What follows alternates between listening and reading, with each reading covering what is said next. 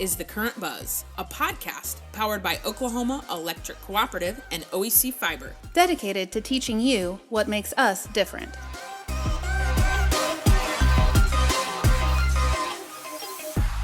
Welcome to episode 3 in our 3-part series of the summer energy efficiency series. We are here joined with our veteran podcaster, Daniel Laughlin, who's our energy efficiency and solution specialist. Thanks for being here again, Daniel.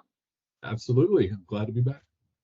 And then, as always, our fearless leader over here, Kayla Wade, representing the OEC Fiber team. Hello. So today I'm gonna let you kick this off, Kayla, because today we are talking about something that I don't know that a lot of people put together, but this idea that you need that one of the ways you can make your home more efficient is through a good, reliable good, reliable fiber to the home service. Absolutely. Well, and good, reliable energy is also very important. So hand in hand, I think together we really help our members and subscribers. But as we've talked through this series, we've talked about a lot about different things that you can do at your home with the way that you're using electricity today to conserve. And as somebody who has dipped my toe into that pool, I think it can feel daunting. It feels like a lot of things that you're adding to your to-do list or your honey-do list, however you manage to take care of those things. And so one of the benefits of having a home that has both OEC electric and OEC fiber internet is that you have that high-speed connectivity to leverage tools to automate that for you. So that way you're not actually having to get up and adjust thermostats. You're not having to unplug things, plug them back in, turn them on, turn them off. You can just leverage smart devices to do all of that for you. And I think it makes the daunting task a little bit less daunting when you know you only have to do it once to get it set up, and then it's just automated from there. So very excited to talk more about the benefits of fiber, and then as an electric member, the benefits of being under both houses and having access to electric and fiber.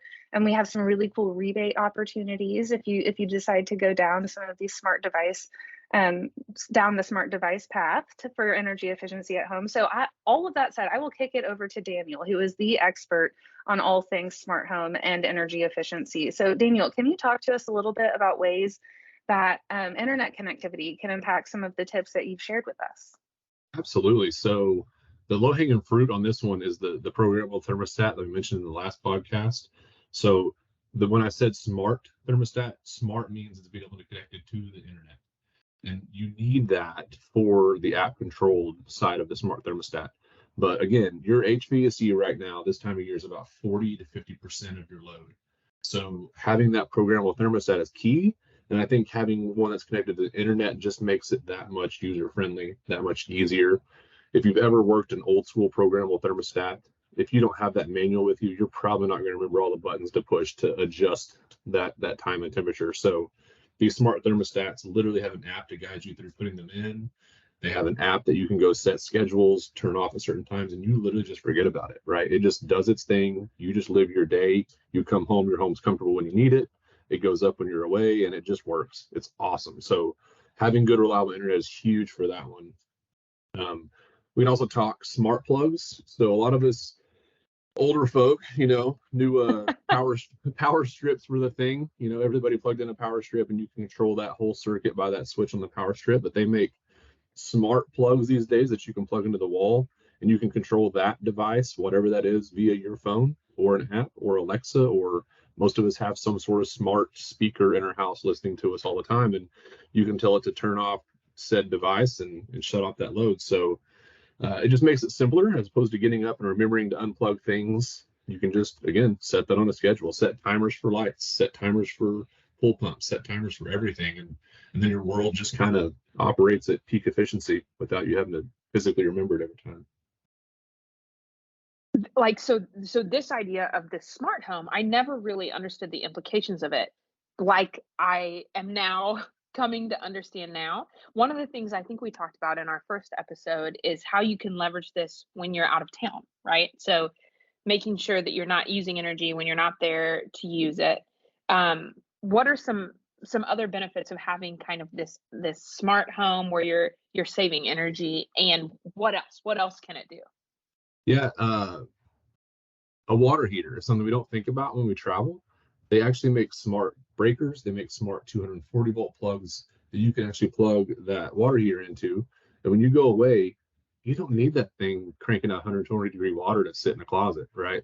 So if you can turn that off and then just turn it on probably 6 hours before you return, I think that's gonna, because your water heater can be about $35 to $45 a month of your electric bill. So if you're gone for a week and you shut that down, you could save 10, 15 bucks, you know, and if that device is 50, then there's a good opportunity to save the money back there. Oh, and a plug on the rebates I didn't talk about on the thermostat. We actually have a $50 programmable thermostat rebate.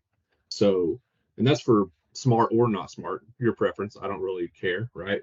But we pay 50 bucks for that thermostat, up to 2 per household. So if you did install one recently, go online, plug in for that rebate. I'll look it over and pay that. And then, as I was talking about the water heater, we actually have a water heater timer rebate. Those things are 50, 60 bucks. We have a $50 rebate for that. So you have to have an electrician install it. I understand that, but at least the device could almost be paid for by OEC. So. Well, and you registered something in my mind, and Kayla, you brought this up when we were talking prior to pressing record, but one of the things we offer our OEC members is different rate options that fit your lifestyle. One of those rates we call our EV, the EV rate, standing for electric vehicles. Our original intent was if you're going to plug your car in, we don't want you charging it during those peak hours. What we have learned from our members is that we have quite a few members who are leveraging that EV rate, whether they have an electric vehicle or not, because, to Daniel's point, they have been able to offset some of their usage to the evening hours. So Daniel, tell us a little bit more about that EV rate. Yeah, so the EV rate is it's 9 cents a kilowatt hour from 5 a.m. to 9 p.m. and then 5 cents a kilowatt hour from 9 p.m. to 5 a.m. It's like a 9 to 5 is the way to think of it. And like Autumn said, we don't really care who's on that rate. We have rate options for our members for that reason. This rate just incentivizes overnight usage because typically there's higher production of wind and less load at night. So anytime we can shift your load later in the day after 9, it benefits the whole membership. And so I talk to members all the time about, if you can schedule your dryer, a lot of them have a 2 to 4 to 6 hour delay. Schedule that dryer to be after 9. Delay your dishwasher till after 9. The more load you can shift to 9 after 9, that EV rate makes sense for you. I promise. Well, and if you're not sure, either one, which rate you're on, or 2, which rate would be best for you, we actually on our website have what we call our rate calculator. So if you go to okcoop.org/calculator, or you can just put in rate calculator, or go to our rates page, there's so many options. You can put in your account number and it'll tell you based on your real usage what rate is the best savings for you. So pretty fantastic tool, and we will allow you to change your rate once a year as your needs shift. I love that. And I think it's just really cool to consider looking at that and looking at the opportunity outside of just an electric vehicle. So if you're able to kind of shift some of the things that you need to do in your day-to-day lives to hit that later window, you can save money, we can conserve energy, you can leverage the high-speed internet coming into your home to automate it so it's hands-off for you. And then it'll just be out of sight, out of mind until that extra money hits your pocket. Yeah, the internet is huge in this. So people, I've been in a meeting recently where they had somebody raise their hand about how many connected devices they had in their home. And, you know, who has more than 5? Who has more than 10? I have more than 22. That number just adds up. If you've got kids' computers, kids' tablets, my phone, you know, smart lights, smart switches, it goes up incrementally. And so having good internet to be able to have enough bandwidth to handle all of those devices is huge. So fiber has the 100 gig and or the 100 meg and the gig service. I went gig service. I have a ton of devices. I understand I need a bigger pipe to send the internet through. And of course, fiber is awesome. So. Absolutely. And, you know, you made me really excited because as you were talking about vacations and automating your home, when I recently got back from a week-long vacation and my husband thought I was crazy because I was unplugging everything before we left. And I was like, just hear me out. We don't need any of this while we're gone. Let's see what this brings us on our electric bill. So very excited to see my next electric bill, which is probably something people don't hear often, but super pumped. I'm excited to see the savings. And I think it's cool. And it's exciting to have control over that, and to be able to see that reduction in energy and that savings too.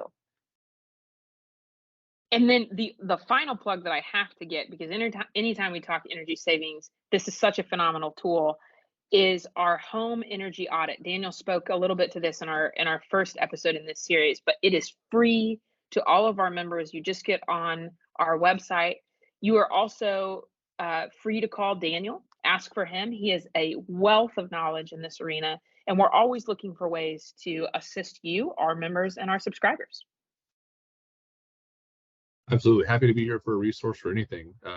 It seems counterintuitive to work for electric utility and ask you to use less electricity, but at the end of the day, we don't really care if we have to make less energy to sell you, then we save money too. So at the end of the day, we both just want to save at our gas pump and your gas pump. So a perfect way to end a perfect trifecta series. Thank you, Daniel, for joining us, and happy savings to everybody listening. You can find us at okcoop.org and oecfiber.com. Make sure to rate, review, and subscribe wherever you listen to your favorite podcasts.